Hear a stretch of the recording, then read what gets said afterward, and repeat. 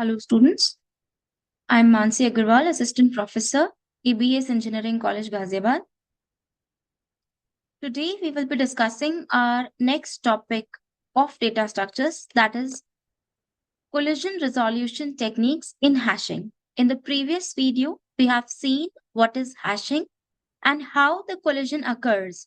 And in this video, we are going to discuss the various techniques that are used to resolve the collisions.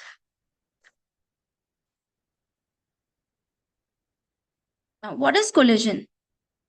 As we have seen in the previous video also, when hash function maps two different keys to same hash value, then it is called collision.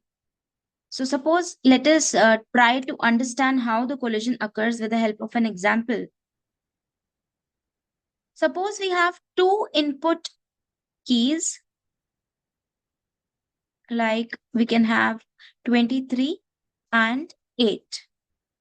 And we want to map these keys on a hash table having 5 slots, right? So the value of M here is 5. And the slots will have index 0 to 4, right? So if we map these two keys with the help of division method and the table size is 5, then for 23, we will divide it by 5 and we are going to find out the remainder that will come out to be 3. So for 23, this will be mapped at index 3, right? So the value of HK, that is H23, will come out to be 3. And again, if we take the next key, which is 8, again, if we will divide it by the table size 5, we will get a remainder 3. So this will again be mapped on the same index 3. This is where the collision occurs. We are trying to store the same keys at the different keys at the same index. In order to resolve this collision, we have various techniques which are called the collision resolution techniques. The collision resolution technique refers to methods used in computer science, particularly in hashing, to handle situations where two or more keys are mapped to the same location or index in a hash table, as we have just seen. This event is called collision. Now, in order to resolve the collision, there are two ways, two techniques. One is called separate chaining. One of the technique is called separate chaining, which is also called open hashing. Because this is called open hashing because some extra space is used in order to resolve the collision. And the second way is open addressing, which is called closed hashing, as no extra space will be used to resolve the collision. Under open addressing, we have various methods like linear probing, quadratic probing, and double hashing. So we are going to look into all these methods one by one. Open hashing. Open hashing, also known as separate chaining, is a collision resolution technique used in hashing. In open hashing, each slot in the hash table points to a collection. Typically, it is a linked list of all the elements that are hashed to the same index, right? Let us now try to understand how the open hashing works with the help of one example. Suppose we can take a few keys, like we can take 52, 29, 30, and 72. And suppose the hash table is of size 5. That means there are 5 slots starting with 0, 1, 2, 3, and 4, right? And we are mapping these keys again with the help of division function. So in order to do this, h of 52 will be equals to 52 mod 5, which will give you 2. So we can say that 52 will be mapped at index 2. So in case of open hashing, what we are going to do is we are going to create a single linked list here. And every node of this linked list will store the value of the key. So here 52 will be stored here in the node, and the address of the node will be stored in the at the index 2. Right? Again, we have to map value 29, and as you can see that 29 will be placed at index 4. So here again we will make a linked list, and the node will have the value 29. In order to map value 30, we can here see that this value 30 will be mapped at index 0. So here we will create another linked list at index 0, and this will store the value 30. But for the last value, which is 72, now this is the point where we are getting a collision, right? So 72 mod 5 will again produce index number 2. In order to resolve this collision, we are going to add the 72 to the linked list, which is there at index 2, right? So here 72 will be added as a new node in the linked list, which is stored at index 2. This is how the open hashing works. The advantages of open hashing includes that the hash table has unlimited size, as you have just seen that whenever a new key value comes, we have to simply create a new node and we can add the value, the key value to that node. So there is no limit to the size of the hash table. Simple to insert the node in case of collision. We have to only create a new node and we have to add it to the linked list of the same index. Then the disadvantages of open hashing includes chaining by linked list cost extra space. As you can see that in order to resolve the collision, we have taken linked list at every index. So this creating this linked list is definitely taking extra space. And searching for any element in the linked list may reach to ON. Suppose all the keys are mapped on the same index. In that case, the linked lists that will be formed will be of size n. And in order to search any key value in that linked list, the time complexity may reach till ON. So this is the time complexity. The average case time complexity is O1 plus n by m. Best case is O1 and worst case is ON. While that of the space complexity is OM plus n, where m is the number of slots in the hash table and n is the total number of keys. Coming on to the next collision resolution technique, this is closed hashing. Closed hashing is also known as open addressing, and it is a collision resolution technique used in hashing where all the keys are stored directly within the hash table itself without the use of external data structures like linked lists. When a collision occurs, alternative locations within the table are probed to find an empty slot for the new key. Now, in open addressing, as you know that it has been discussed in the video that there are various techniques for open addressing. The first technique for open addressing is linear probing. Linear probing is a collision resolution technique used for open addressing where upon encountering a collision, the algorithm searches for the next available slot in the hash table by incrementing the index sequentially in a linear manner. So here, if hk, that is the hash function, if it is represented by k mod m, if we are using the division method, then hash function for the linear probing, which is represented by h dash ki, will be represented by hk plus I mod m, where I is the number of probes that you are doing in order to avoid the collision, in order to resolve the collision. So this can also be understood with the help of an example. Let us take some key values. Suppose the key values are 43, 135, 72, 23, 99, 19, and 82. And suppose the table size in which we are going to map these keys is 10. Suppose the table size is 10. So let me just create the slots here.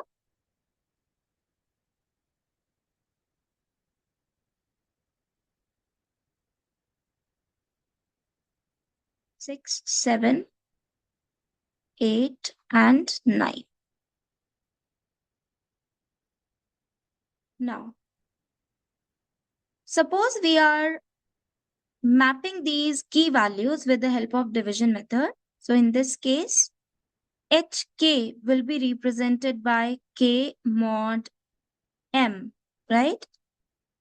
Suppose now we have to map the first key, which is 43. This will be mapped by dividing 43 by the table size, which is equals to 10.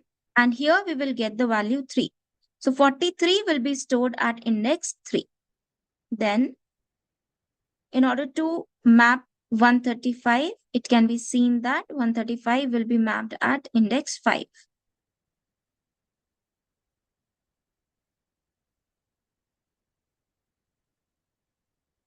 This is 135 will be mapped here. And similarly, for 72, we can see that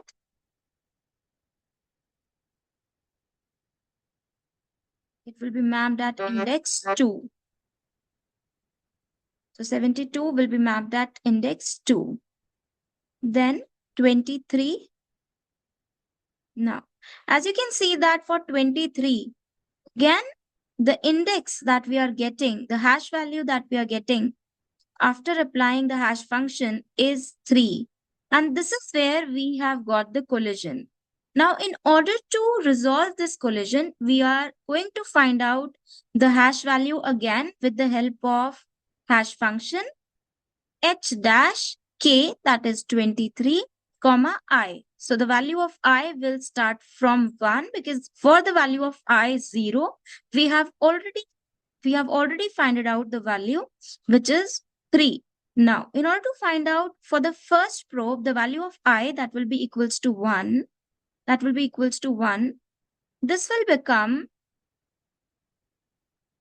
will be represented by hk plus I mod 10. So the value of hk here is 3, as we have already computed this in the previous step, plus the value of probe, that is the value of I is 1 mod 10. Now, as you can see that this will provide us a value 4, and we can see that the index 4 here is vacant. It is empty. So we can store 23 here in the other index 4. Suppose if this index 4 was also occupied by some value, then we have to probe it further. We have to take the value of I as 2 or the value of I as 3 till the time we must get any vacant slot in the hash table. Right? Now let us again check the hash value of the next key, which is 99. Now, as you can see that the hash value for 99 will come out to be 9.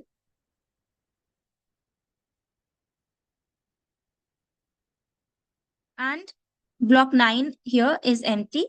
So we can simply place 99 here. But again, when we are going to find out the hash value for 19, it will again become 9. And again, this is a situation where the collision is happening. And in order to resolve it, again, we are going to use the linear probing function, which is h dash. And here h dash 19, comma 1 will be represented by hk plus 1 mod 10. So that means it is equals to 9 plus 1 mod 10. 9 plus 1 mod 10. And this is going to give us 0. So this 19 will be mapped at index 0. Similarly, for 82, you can see that for 82, again, there is a collision. For 82, we will get a value, hash value of 2. And so again, we have to probe it. We have to probe it. And for this, again, we are going to use the linear probing function, that is 82, comma, the value of probe will be 1, that is I, right? So this will again be represented by 82, comma I, that will be represented by HK, which is 2, plus 1, plus 1 mod 10. And in this probe, we will get a value 3. But as you can see that index 3 is also occupied by 43. We cannot place 82 here. So now we have to keep on probing it.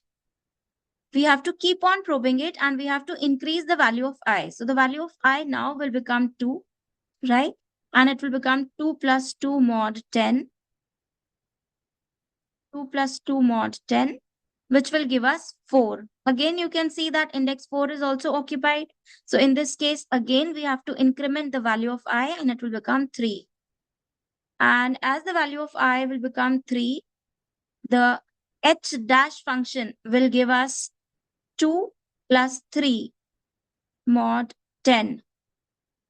And the value here will become 5, right? Again, the index 5 is preoccupied. So we are going to probe it with the value of I as 4. And this time it will become 2 plus 4 mod 10. This is now going to give us the index 6. And as you can see that index 6 in the table is empty, then we are going to store 86 here at the 6th index in the hash table.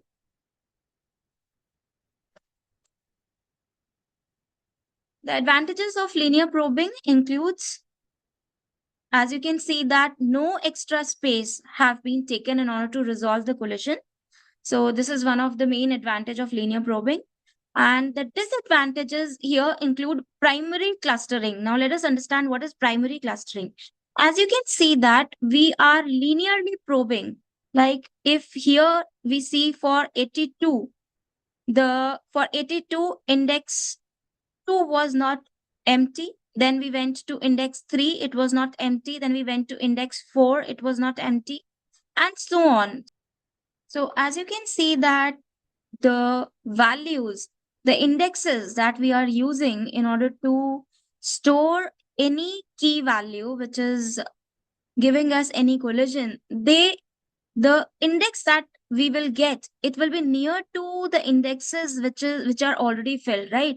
Like if we keep on, if we get any collision at 2, 3, 4, 5, or 6, then for all these indexes we will have 7th index in order to fill the key that is giving us a collision. So this is called primary clustering, where all the key values are being stored in clusters, right? Rather having a uniform distribution in the hash table.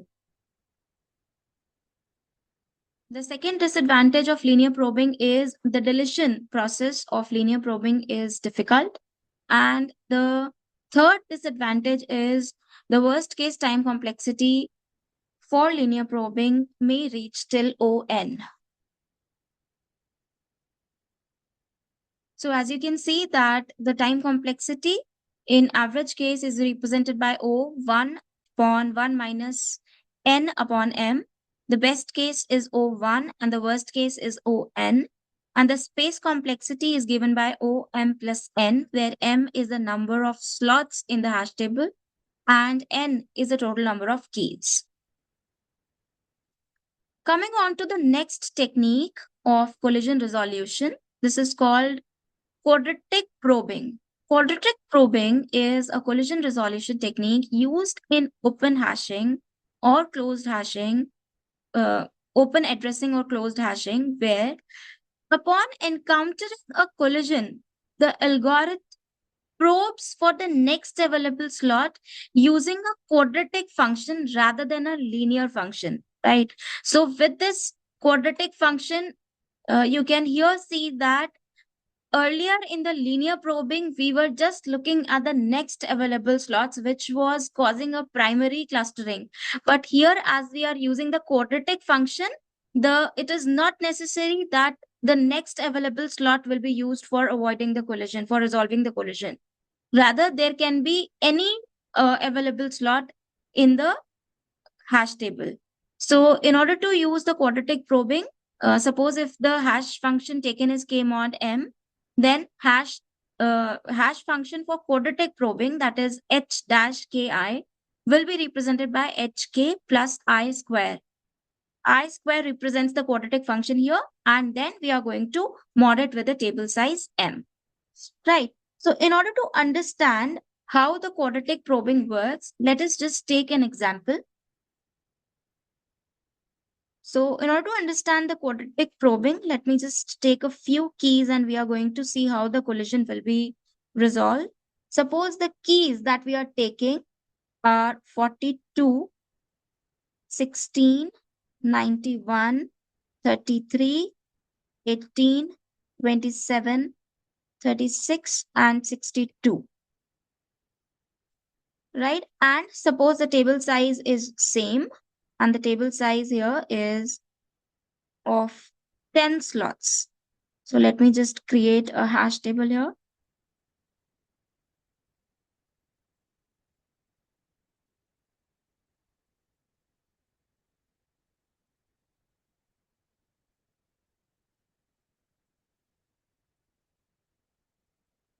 Right? So this is the hash table.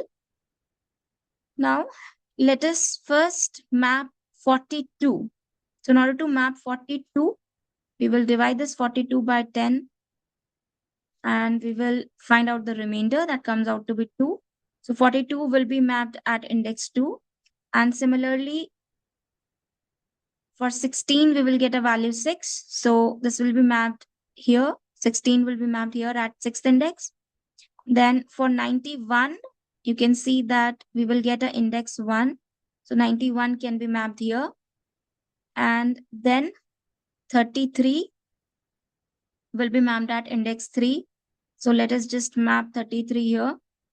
And 18 will be mapped at 8.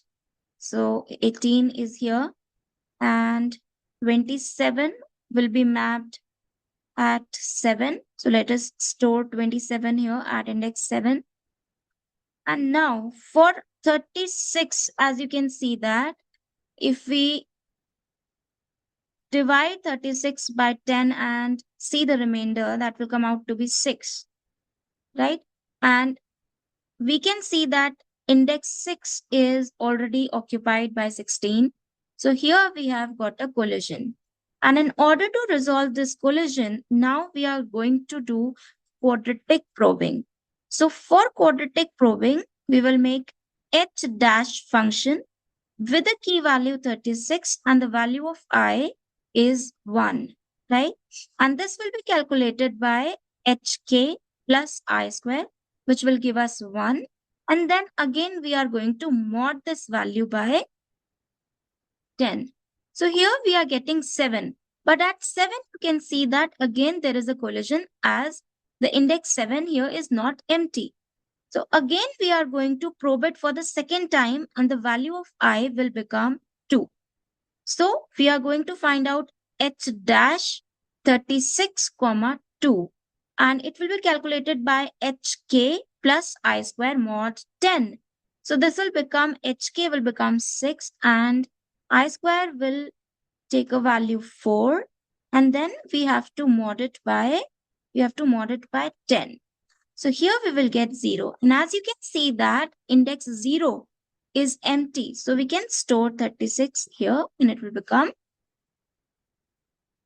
be stored at 0th index. Now again, if we want to store 62, we have to calculate the hash value for 62. The hash value of 62 will become 2. And again, we are going to get a collision. As you can see that the index number 2 is not empty. So again, we are going to calculate the quadratic probing. And here the function h dash 62 comma 1. 62 comma 1. And you know that this will give us 2 plus 1 square, that is 1 mod 10, which is equals to 3. right? And again, you can see that this 3 is, index number 3 is not empty. So again, we are going to probe it further. We are going to probe it 62, comma 2, right? So if we probe it for 62, comma 2, we will get a value 2 plus 2 square, that is 4 mod 10. And this time again, we are getting a value 6. We are getting a value 6, right? So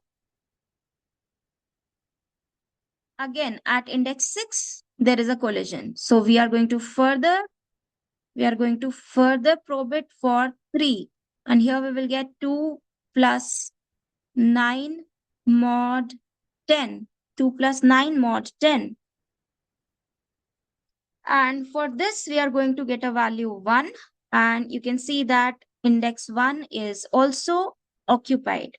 Let us try to probe it for one more time. Okay. So we can just probe it with 4. So here we will get 2 plus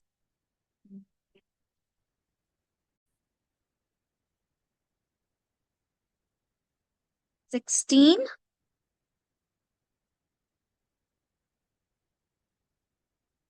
mod 10. And the value that we have got is 8. And you can see that again, index 8 is occupied. So this is a drawback of quadratic probing, that there is no guarantee that we will be able to resolve the collision, as for every time that we are calculating the hash dash value, we are calculating the hash value with the help of quadratic probing, it may lead to an index which is already occupied, right? So this is one of the disadvantage of quadratic probing. So the advantages of quadratic probing includes no extra space is required to resolve the collision and no primary clustering is there. But the disadvantages includes that there is no guarantee of getting the free hash table slot. And in worst case, the time complexity may reach to O(n). So the time complexity is, in the average case, it is O1 plus n upon m. In the best case, it is O1. And in the worst case, it is On. While the space complexity here is Om. Coming to the next probing technique, this is double probing, also known as double hashing, is a collision resolution technique used in open addressing or closed hashing, where a second hash function is used to determine the step size for probing when any collision occurs. This ensures that the probing sequence for each key is unique, significantly reducing the clustering issues. So here, if one of the function is represented by h1k, which is, suppose if it is division method, it is k mod m, and h2 will be represented by p minus k mod p. And in order to avoid collision, h dash k comma I, where I is the probe, is the number of probe that we are doing, is represented by h1k plus I into the second function that we are using, that is h2, and then taking mod of them all together. Right. So let us just try to understand this with the help of an example. Let us take a few keys. Suppose the keys that we are taking are 20, 34, 45, 70, and 56. And suppose the table size is 11, right? So the number of slots in the table are 11. 0, 1, 2, 3, 4, 5, 6, 7, 8, 9, and 10. So the number of slots will range from 0 to 10, as the value of m is 11, right? So let us first hash the first key value, which is 20. So h20 will be stored at the index 20 mod 11. and this is equals to 9. So 20 will be stored at index 9. Now suppose we want to hash now 34. For 34 again we are going to mod it by 11. And 34 mod 11 will give us value 1. So 34 will be mapped to index 1. Right. Now, suppose we want to map 45.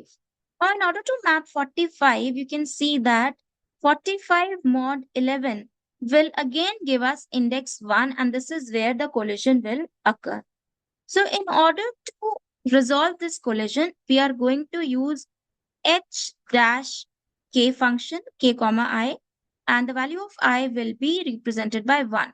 So this will be 45 comma 1, and this will be represented by hk, which is 1 plus 1 into h2. So all these functions were h1 function, but now we have to also calculate h2 function for 45. So suppose for calculating h2 function, the value of p is taken as 8. So this will be represented by 8 minus 45 mod 8. As by definition, the value of h2k was given by p minus k mod p. So this will give us a value of 8 minus 45 mod 8 will give us 5. So this becomes 3, right? So here in the h dash function, we are going to use h1k plus I into the value of I is 1 into h2k, and the value of h2k is 3. And then we are going to mod this value overall by m. So here we will get 4 mod 11, and that will come out to be 4. So we can see that we can map this 45 here at index 4. 45 can be mapped here at index 4. So this is the way how the double hashing or double probing will be done. The complexity of double hashing in average case is O 1 plus n upon m. In the best case, it is O1, and in the worst case, it is ON. The space complexity is OM. The references taken in order to create this video includes Tenenbaum, Langsam, and Augustine's data structures using C, Horowitz and Sahani's fundamentals of data structures, data structure Shom series, and Thareja's data structures using C. Thank you.